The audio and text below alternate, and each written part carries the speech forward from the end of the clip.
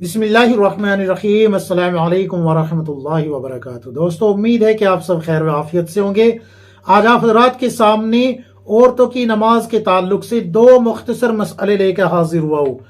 एक खातून है जिसने पूछा है कि मुफ्ती साहब, अगर कोई औरत ईशा की नमाज में 17 रकत ना पढ़े तो क्या उसकी नमाज होगी या नहीं? शरीयत क्या कहती है?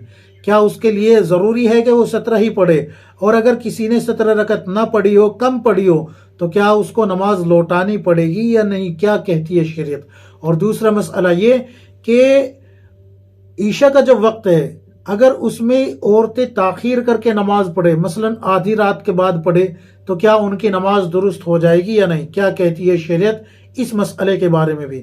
अगर आप हमारे चैनल पे नए हैं तो चैनल को सब्सक्राइब करें, वीडियो को लाइक और शेयर करें और लोगों तक ये दीन पहुंचाने में हमारी मदद करें। सबसे पहले मैं आपको वक्त के ताल्लुक से बता देता हूँ। अल्लाह तबारक व तआला ने कुरान में फरमाया है कि ए ईमान वालो, हमने तुम पे नमाज फर्ज की है उनके मुकर्ररा वक्त में पढ़ने के, यानी कि नमाजों को उनके मुकर्ररा वक्त में पढ़ना है। जो अल्लाह ने मुकर्रर किए वक्त, उनमें नमाज पढ़ना है।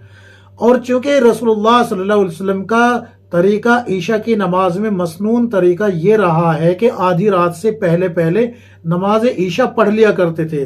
अजान हुई, अजान होने के बाद से ईशा की नमाज का वक्त शुरू हो जाता है। हालांकि अभी जो हमारा माशरा है, इसमें ईशा की अजान वक्त शुरू होने के 10 मिनट बाद, 15 मिनट बाद पढ़ी जाती है। तो खवातीन के लिए अजान होना शर्त नहीं है, बल्कि वक्त उनको पता है कि यहाँ वक्त शुरू हो गया, तो अब वो नमाज पढ़ सकती है, चाहे वो अजान हो या ना हो, अजान की आवाज उनको आए या ना आए। सिर्फ वक्त शुरू होते ही उनके लिए नमाज पढ़ना बिल्कुल मुनासिब है, पढ़ सकती है। लेकिन मसनून तरीका जो है वो ये है कि अजान होने के बाद से लेके आधी रात से पहले पहले, मिसाल के तौर पे 9 बजे अजान हुई, 9 बजे अजान हुई तो आधी रात से पहले पहले, 12 बजे से पहले पहले, 10 बजे, 10:30 बजे, 11 बजे तक आप जो है ईशा की नमाज अगर पढ़ लेती है और कोई ऐसा मकरूह अमल नमाज में नहीं करती जिससे कि नमाज मकरूह हो जाती है, तो आपकी नमाज वक्त के एतबार से मकरूह नहीं होगी। लेकिन अगर आप आधी रात के बाद या आधी रात में पढ़ती है, तो चूंकि सुन्नत के खिलाफ होने की वजह से, मसनून तरीका छोड़ने की वजह से, अब आपकी ईशा की नमाज मकरूह कहलाई जाएगी।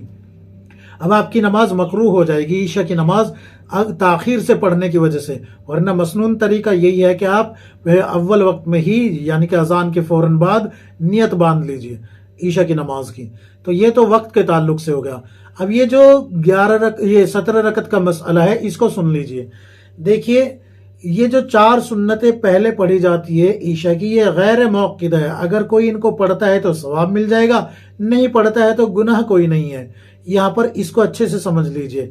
लेकिन अल्लाह के रसूल सल्लल्लाहु अलैहि वसल्लम की एक हदीस बयान करता हूँ मैं, फिर आप खुद फैसला करना कि आपको कितनी रकत पढ़ने में फायदा होगा।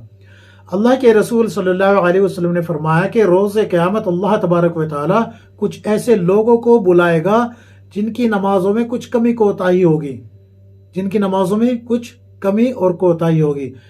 अल्लाह रब्बुल इज़्ज़त फरिश्तों को हुक्म देगा कि देखो इनके पास नवाफिल नमाज है या नहीं। अगर इनके पास नवाफिल है तो उन नमाजों में, फर्ज नमाजों में मिला दी जाए, ताकि इनकी कमी कोताही ये जो नमाजों में हुई है, ये नवाफिल से पूरी कर दी जाए। यानी कि फर्ज नमाजों की कमी कोताही का इजाला नवाफिल नमाज से किया जाएगा। छोड़ने का नहीं कह रहा हूं कि छूटी हुई नमाजों को नहीं, बल्कि उनमें कोई कमी कोताही, जैसे कि कराहत आ गई, मकरूह हो गई, उन नमाजों की बात कर रहा हूं। तो उन नमाजों का इजाला नवाफिल से किया जाएगा। इसी तरीके से रोजे के ताल्लुक से होगा कि रोजा जो फर्ज है, उन रोजों में अगर कोई कमी कोताही हुई, मसलन किसी ने गीबत की तो मकरूह हो गया, किसी ने जो है कोई और काम किया जिससे कि रोजा मकरूह हो जाता है, तो अगर नवाफिल रोजे हो गए तो इन नफली रोजों से आपके फर्ज रोजों के इजाले किए जाएंगे। इसी तरीके से ज़कात है, इसी तरीके से हज का जो इजाला किया जाएगा वो उम्रा से किया जाएगा। तो अब फैसला आपको करना है कि आप कितनी रकत पे मुतमईन है। वरना शरीयत तो इतना कहती है कि आप 4 फर्ज पढ़े ईशा के, 2 सुन्नत पढ़े, ये आपकी नमाज ईशा की मुकम्मल हो गई। अब ये जो 3 वितर है, ये ईशा की नमाज के अलावा है, ये ईशा की नमाज के अलावा है।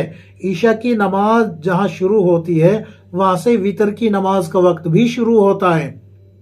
वहां से वितर की नमाज का वक्त भी शुरू होता है, इसीलिए इसको ईशा के साथ जोड़ दिया जाता है। इसीलिए इसको जो है 9 रकत कहते हैं कि किसी ने 4 फर्ज पढ़ लिए, 2 सुन्नत पढ़ ली, 3 वितर पढ़ लिए तो 9 रकत हो गई, फिर 2 नवाफिल पढ़ लिए तो 11 रकत हो गई।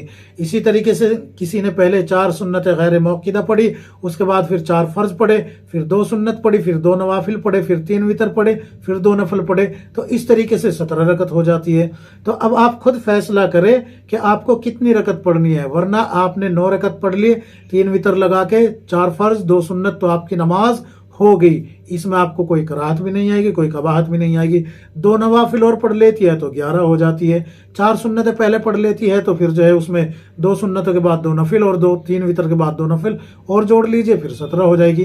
तो उम्मीद है कि ये मसला आपकी समझ में आ गया होगा। जितनी चाहे आप रकत पढ़ लीजिए, यानी कि 17, 11 या 9, तो आपकी नमाज दुरुस्त हो जाएगी। अल्लाह तबारक व तआला हम सबको किताब व सुन्नत के मुताबिक जिंदगी गुजारने की तौफीक अता फरमाए। आमीन या रब्बुल आलमीन।